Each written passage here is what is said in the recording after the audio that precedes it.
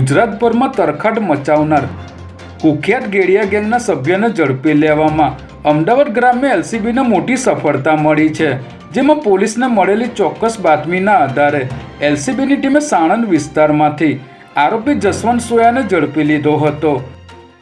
આરોપી જસવંત સામે રાજ્યભરમાં અલગ અલગ પોલીસ સ્ટેશનોમાં કુલ 51 ગુના નોંધાયેલા છે અને તે ઘણા લાંબા સમયથી નાસ્તો ફરતો હતો. ત્યારે પોલીસ દ્વારા આરોપી સામે નોંધાયેલા તમામ ગુનાઓની વિગતવાર તપાસ હાથ ધરવામાં આવી છે.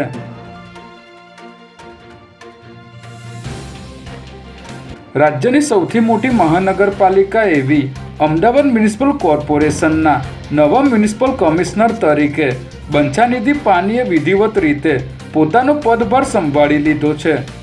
કમિશનર તરીકેનો ચાર્જ સંભાળ્યા બાદ તેઓએ તમામ ડેપ્યુટી મ્યુનિસિપલ કમિશનરો સાથે મીટિંગ કરી હતી અને તમામ અધિકારીઓની કામગીરી અંગે માહિતી મેળવી હતી.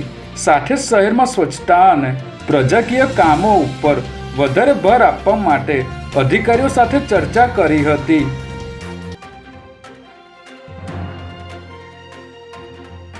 મીઠા અને હોટલના ધંધા સાથે સંકળાયેલા દેવ ગ્રુપ અને તેમની સાથે સંકળાયેલા લોકોને ત્યાં ઇન્કમટેક્સ વિભાગ દ્વારા અમદાવાદ, જામનગર, મોરબી અને માળિયામાં 20 જેટલા સ્થળે દરોડા પાડવામાં આવ્યા હતા.